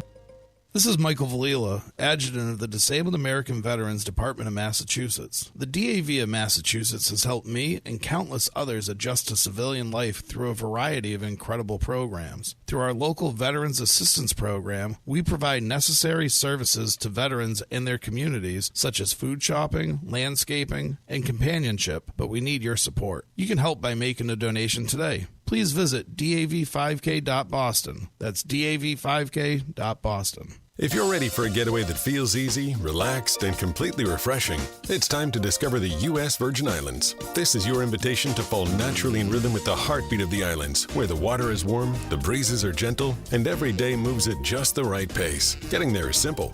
There's no money to exchange and no passport required. Just pack your bags and go. Right now, experience St. Croix's special promotion, a vibe like no other. You may be eligible for a $250 per person airfare credit when you book through participating hotels using promo code VIBE2026. Imagine spending your days exploring historic towns, relaxing on beautiful beaches, and soaking in the unique culture that makes St. Croix truly one of a kind. Book between now and June 30th for travel through August 30th and start planning your escape to America's Caribbean today. Explore St. Croix's vibe like no other as part of America's Caribbean paradise. Learn more at visitusvi.com and plan your trip using code VIBE2026. That's visitusvi.com. Life estates are sometimes used to protect your home as part of your future, but it's important to understand how they really work before making any changes to your estate plan. Cushing & Dolan are experts in elder law and taxation. Their new guide, called Calculating the Consequences of Life Estates, explains the pros and cons and why careful planning is so critical.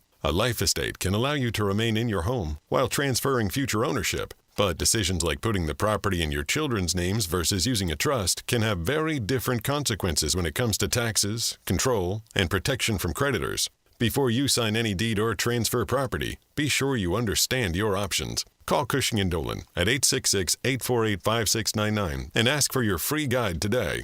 That's 866-848-5699. Or you can request the guide online by visiting LegalExchangeShow.com. The proceeding was paid for and the views expressed are solely those of Cushing & Dolan. Cushing & Dolan and or Armstrong Advisory may contact you offering legal or investment services. Cushing & Dolan and Armstrong Advisory do not endorse each other and are not affiliated. Hey, this is Mike Armstrong and Paul Lane from the Armstrong Advisory Group, and we're here to talk to you about our brand new guide, Divorce and Your Financial Plan. Paul, let's fast forward here a moment. You're through the divorce process, and now you are focused on this entirely new financial life. What do you view as the first step toward developing that new financial plan as you're thinking about a single individual versus a married couple? What you really have to focus on, Mike, is the cash flows of your household. You've gone from presumably 2 incomes down to 1 income, or you're just living off of a lesser income. So understanding what your expenses are going to be going forward and matching that to the income that's coming in to your newly formed household is really important. That is something that is a area of significant focus, as well as health insurance coverage is another area that is of significant importance. How are things like taxes and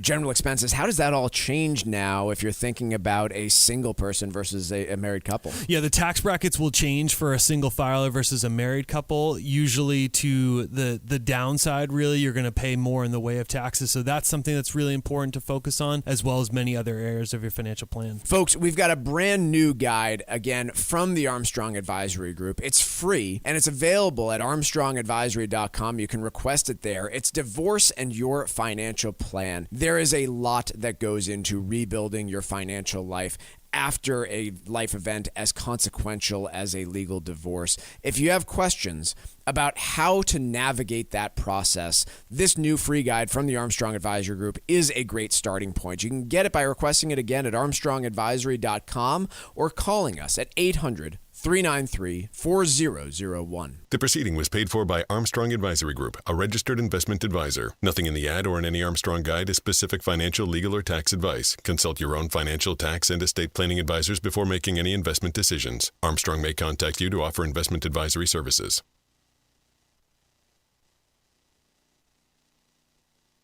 Time now for Wall Street Watch, tracking the stocks, the data, and the headlines driving markets so far today, right here on the Financial Exchange Radio Network. Well, markets were initially selling off in early trading. However, there is some dip buying occurring by midday as the war in the Middle East extends to its 10th day. The price of oil continues to dominate headlines after touching over $115 overnight, but is now pulling back.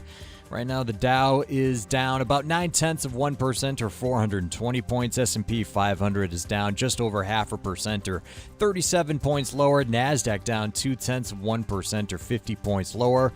Russell 2000 is down 1.2%. 10-year Treasury flat at the moment at 4.134%. And oil up over 5.5% higher, trading right around $96 a barrel, so below $100. Several oil stocks, including APA, Devon Energy, and ConocoPhillips, are seeing modest gains due to the recent surge in oil prices. However, travel stocks, including American Airlines, United Airlines, and Carnival, are taking a hit of as much as 4% now as a result of higher energy costs. Meanwhile, some breaking news from the health sector this morning after Novo Nordisk dropped its case against telehealth provider Hims & Hers over patent infringement. After the two companies agreed Hims would sell Novo's branded medicines, including Ozempic and Wegovy, through its platform. Hims & Hers stock is surging 41% on that news, while Novo shares are up over 2%. And Live Nation reached a settlement with the Justice Department that lets the concert promoter keep Ticketmaster. However, the agreement still needs approval from a judge. Live Nation shares are climbing nearly 6%. I'm Tucker Silva, and that is Wall Street Watch. And in the previous segment, we asked you the trivia question. Who did Dan rather succeed as anchor of CBS Evening News? That would be Walter Cronkite. Sean from Munson, Mass. is our winner today, taking home a Financial Exchange Show t-shirt. Congrats to Sean. And we play trivia every day here on the Financial Exchange. See complete contest rules at financialexchangeshow.com. Got a piece in Barron's here. It's titled Retirees Don't Do Anything Rash with Your Portfolios. And it comes at a time where we had a weak jobs report last month. There's obviously a conflict that's continuing in the Middle East. And the question that I think a lot of retirees ask, not just retirees, pre-retirees, and even not even close to retirees, is, hey, should I do anything about this? Yeah. I don't think we get a ton of the rash decision makers with equities doing what they've done so far. Unfortunately, though, the further equity markets fall, the more emotional I think the behavior typically becomes. So, it's actually a really good exercise to go through whenever there's an event going on like this.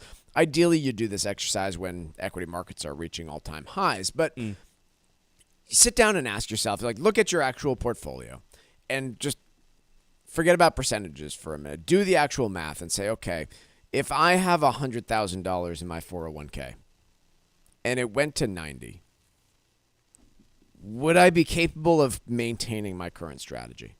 What about 80? What about 70? What about 60?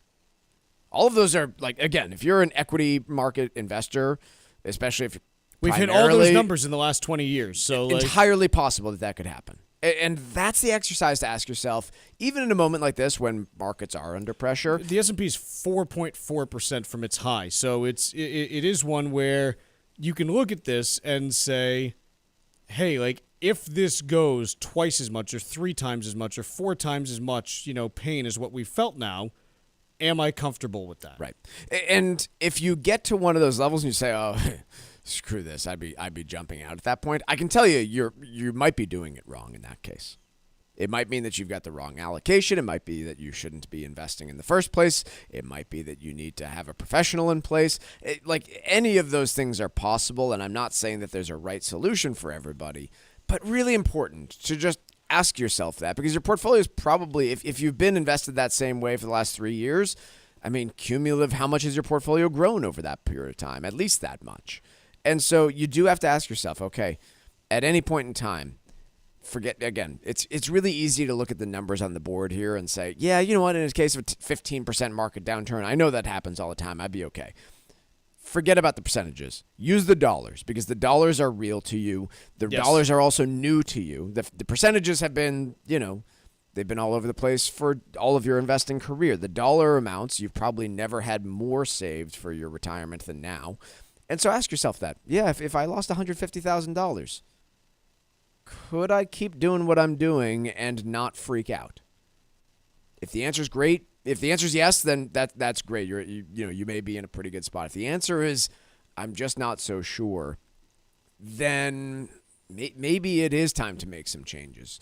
If you have questions about where this could all lead to, and especially for those who are staring down retirement in the next decade, what big geopolitical events like this have historically mean for markets and what they could mean this time and for your future, please give the folks at Armstrong Advisory Group a call. We can help you assess the answers to these questions that I just laid out and hopefully deliver some degree of peace of mind about the strategy and the path that you're on and how it's going to serve you down the road. Happy to take your call, happy to chat with you about your specifics, but we do need to talk to you about your specifics, because as we talked about on the program, we don't know you just listening to you or listening to us through the radio. We need to know about your specifics in order to work and build something for your future. The number is 800-393-4001. You can book a time for us to call you back at armstrongadvisory.com. But that number, once again, 800-393-4001.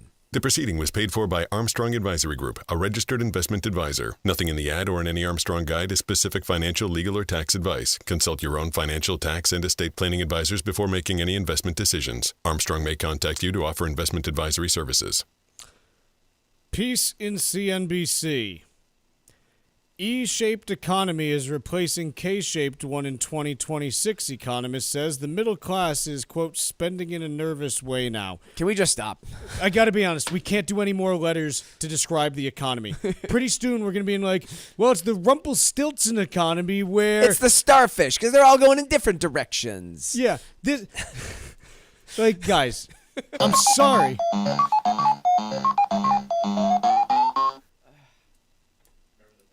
I do remember the Pac-Man economy. What was that about? It was something. I think it was supposed to insinuate a different shape than a K, because the mouth kind of looks a bit like a K, but not quite. None of these. Here's what you need to know about the American economy. Everyone has a different experience with the moment that we are living in right now. There's no letter that's going to adequately describe it. There's plenty of information about, I think one thing about the economy that I think you can definitively state is that it's more concentrated today in a smaller number of people. But that doesn't take a shape. Why do we rush to define the shape of the U.S. economy? It's just not a useful construct. Like, oh, yeah, I get it. The economy's shaped like an E because it begins with E. Like, the K-shaped construct was barely helpful to begin with. An E-shaped one is entirely unhelpful. Yeah, we're now heading into a Z-shaped economy because if you're at the top, you're moving forward, and if you're at the bottom, you're moving back. Wasn't that the same as the K? No, because it's a Z. What about an O? Oh, that's because the infinite economy. It's the O-shaped economy because it's like the circle of life, man. We're all just eating each other out there, dog eat dog. Well, no, like that's not it. I can't do any more letters. I can't do numbers either. I don't want Greek letters. We already did that with all the COVID variants. I don't want to go into Cyrillic. I don't even know those letters. It's just laziness. It is. That's what it is. Like, you don't want to write about what the economy is like, so you try and attribute a shape to it. Right. Oh, this one's like a hexagon. Well, why? I don't know, but it is. You know what's more interesting to me? Having my kids describe what shape the cloud is. I would rather listen to that for an hour than someone describe to me what shape the economy is. Yes. Like, actually, if you want somebody else's kid describing it, because I love my kids, so I don't mind listening to them talk about the shape of a cloud. Somebody else's kid describing the shape of clouds to me is more interesting than economists telling me what letter it resembles. This is worse than listening to someone talk about how their fantasy team did last weekend. Yeah. Oh, I lost a close one. How come? My team's E-shaped. Oh, you better work on that for next week, man. Just a useless construct. Let's take a quick break here. When we come back, we'll do some stack roulette after this. Follow the Financial Exchange Show on Instagram and see what's driving the conversation about Wall Street and economic trends. This is the Financial Exchange Radio Network.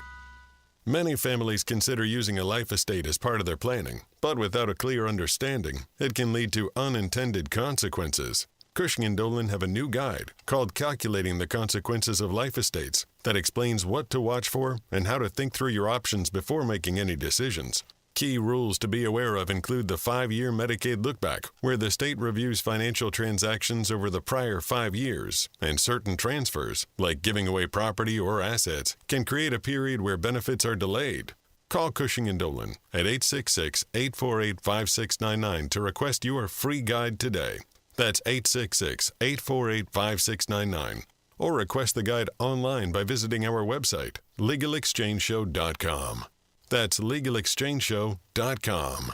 The proceeding was paid for and the views expressed are solely those of Cushing & Dolan. Cushing & Dolan and or Armstrong Advisory may contact you offering legal or investment services. Cushing & Dolan and Armstrong Advisory do not endorse each other and are not affiliated.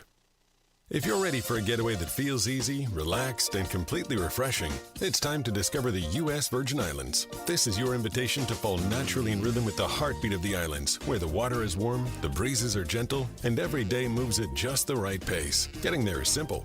There's no money to exchange and no passport required. Just pack your bags and go. Right now, experience St. Croix's special promotion, a vibe like no other. You may be eligible for a $250 per person airfare credit when you book through participating hotels using promo code VIBE2026. Imagine spending your days exploring historic towns, relaxing on beautiful beaches, and soaking in the unique culture that makes St. Croix truly one of a kind.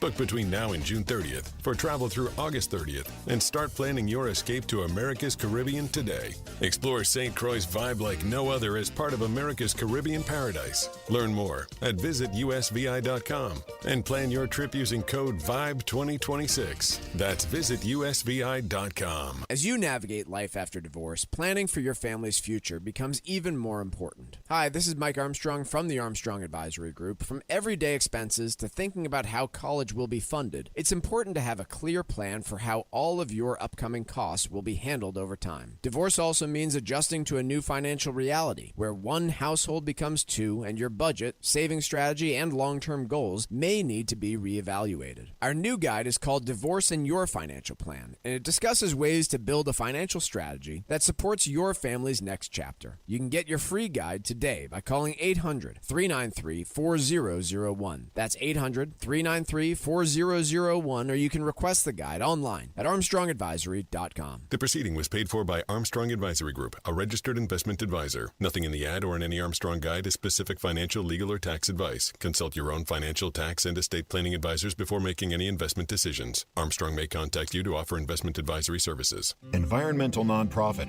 Ocean River Institute is working with communities to tackle climate change with nature-based solutions that feature slowing water down and building more soil with grasses and plants. Research indicates that people acting in their own neighborhoods can build an inch of soil in a year and slow sea level rise down by as much as 25%. Please visit oceanriver.org for more information on opportunities to make a difference and go the distance for savvy stewardship of a greener and bluer planet Earth. As a busy mom to 4 kids, my to-do list is full. Trying to fit in exercise, eating right, and prioritizing self-care can feel next to impossible. While we can't add more hours to the day, we do have a great resource to help. Go Red for Women has easy tips, tools, and information to help you and your family live a healthier life. So to all the moms, the aunts, grandmothers, and amazing women out there doing it all, visit goredforwomen.org/momlife today. You take care of them, Go Red for Women will take care of you.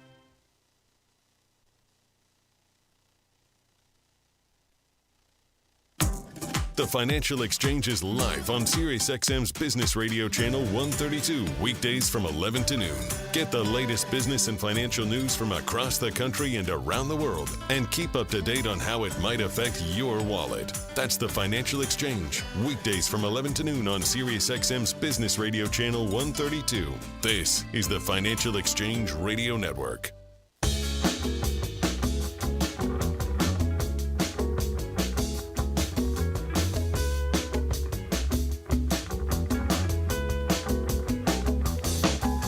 Mike, what do you got for me for Stack Roulette? Mall rats. Gen Z shoppers apparently hanging out at malls and, of course, with that, documenting everything that they do on social media, which I find appalling and annoying. But you know what?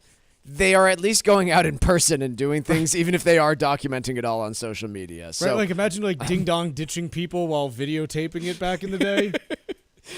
In any case, I mean, firsthand experience. I don't go to shopping malls often, and when I do, it's not to shop. It's because there's what do you go for? Usually an attraction there of some sort or another, and that's how malls have really evolved quite a bit over the last few decades. Is it is not just a food court and a bunch of retail locations. At the closest large mall to me, there is a Dave & Buster's.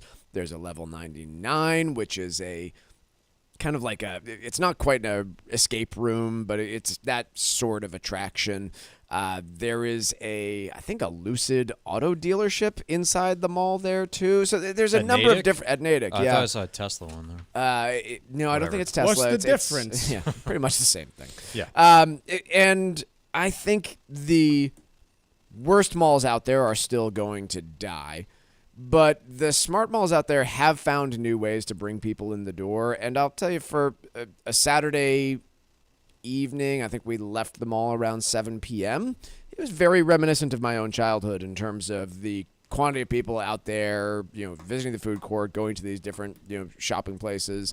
My girls were like super excited to go into the Claire's store where you pick out jewelry and all that stuff. So I don't know. I don't know. I'm not willing to declare the shopping mall back, but I think the days of its death are maybe we might have bottomed out on that one. Well, we might have just gotten rid of so many that it's now like the appropriate amount of malls per person. Yeah, might be. Malls per capita was running pretty high for a while. Yeah. And maybe we're back to where it needs to be. The problem is, in order to get that mall to the point where it's being successful, I'd imagine it was a pretty significant investment. One that most shopping centers probably cannot make.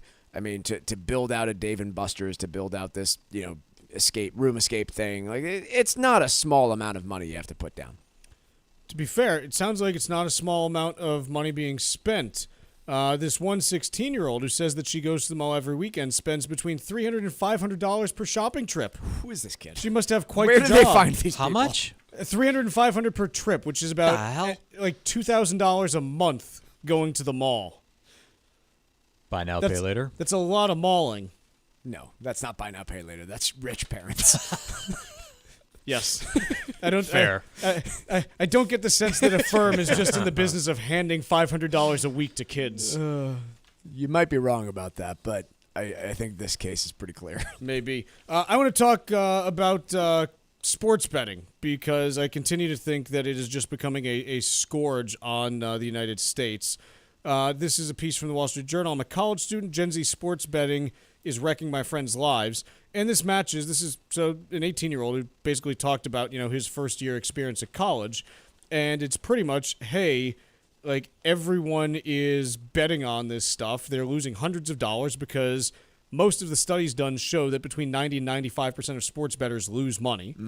And people lying to their family and just like really bad stuff. And so where I continue to land is I think sports betting should be legal, but you should have to go into a casino to do it because it's just too destructive if you can access it right from your phone. Yeah, it really appears to be. And by the way, it's not solely concentrated on young men, but it is very heavily concentrated on young men. And it is setting up a financial future for 20 to 30-year-old men that is going to look very strange. Like, I'm just envisioning a lot of young men in their 20s to 30s in a vastly different financial position than their female counterparts.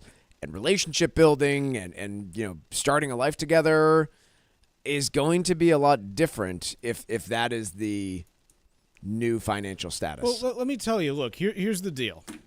You're not going to make enough money gambling to support yourself. In fact, it's incredibly likely that you will lose everything you put in. Like those are the statistics. Yep. And the problem is it's not being treated like a casino trip was when you and I were in college. Right. I could go to the casino and say, okay, here's my $50. That's my entertainment budget for the night. If I lose it, but that's it. Yeah. This is on my phone, just like social media. And it's just too easy because what I can tell you is if I lived in a casino, I would have lost a ton of money because I would have lived in the casino and just been like... Maybe that's how we fix our housing problem. Well, I guess I'll just, I'll go downstairs and maybe I'll just do another $20. Oh, that didn't work out. Okay, I'll just do another $20. But because you don't live at the casino, eventually you have to leave the casino and you come out of there and you're like, oh man, that was kind of dumb, but I'm out now, so I'm not going to do that again or like whatever. When it's just, hey, I can just keep putting the money in on my phone... Like, you have no exit. Yeah. Which is what the casino wants, and I don't know why we think this is okay. Like, I don't know why we do. We have plenty of limits on what we can do with all kinds of different things. Yeah. Yeah, the gambling one... You can have it legalized, but you got to go into this sports book in order to do it, which can be a great time. I've been to sports books. I've made bets in them. It's fun. Like, I understand. The other place that this is now seeping into that I also have big problems with is the prediction markets, which, A, are not regulated anywhere near the same way as sports gambling or other forms of gambling, that there is not nearly the same regulation on it. So it's putting these companies on different types of levels. Two, I think it is leading to genuine confusion about what investing is and what gambling is. Now, there are plenty, by the way, who would argue that like stock picking is gambling. And honestly, the odds of some of the success in some areas of stock picking markets are pretty bad. The odds of prediction markets are far worse. And the problem is that the same companies that deliver the infrastructure for you to be able to invest are currently offering the same things on prediction markets. Not all of them, but some of them are stepping into those areas. And you are going to blur the lines between the two, and it is going to set up a real problem for our retirement system, is my prediction, if it continues. So there's that. Yeah. Markets remain negative, but trying to get towards the green. The NASDAQ now only down 0.1%. S&P still remains about 0.5% down. Dow off 400 points, almost 1%. We'll see where things finish up today, and no matter what, we'll be back tomorrow with more Financial Exchange.